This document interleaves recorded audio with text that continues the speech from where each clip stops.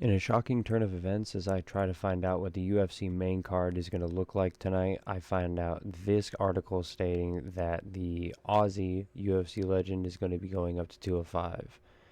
And now with this picture, you don't see any Aussie up until you scroll down and you realize Robert Whittaker is going up to 205, which is absolutely insane considering the fact that he was a 170er and going up all the way to 205 to face up against people like Johnny Walker and Magomed Ankalaev.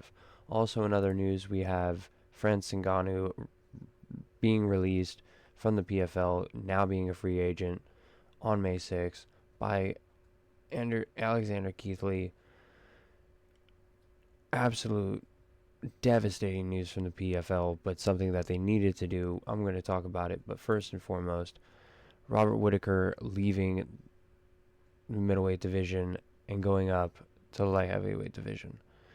Now, he does say that he doesn't want to go up and be a fat middleweight.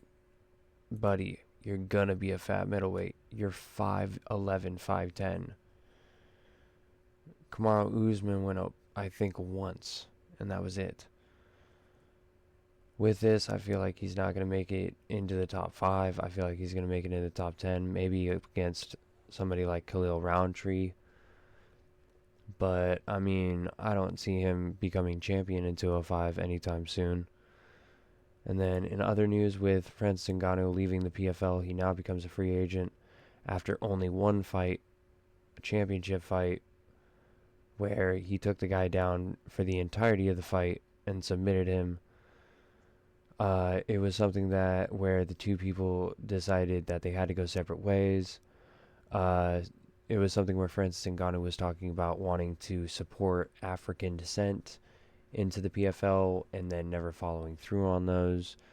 Just a lot of disputes in between the two parties. So with this, I feel like he's going to be going back and forth in between boxing and different promotions, maybe bare knuckle fighting. But it's a devastating thing to see that he's released from the PFL and isn't going to be receiving the same amount of pay that he once was. Because even in the PFL, only with that one fight, he was getting paid more than he was throughout the entirety of the UFC contracts.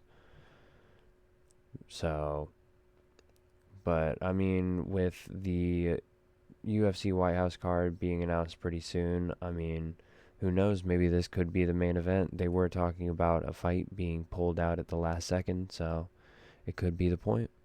Could be the point.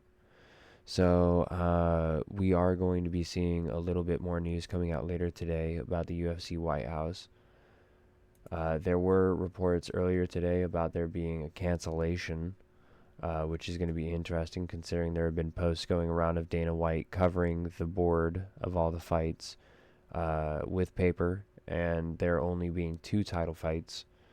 So it's interesting to see what those 2 title fights are going to be, but I just wanted to release this video real quick talking about this little information right here. So I guess I'll catch you guys in the next video.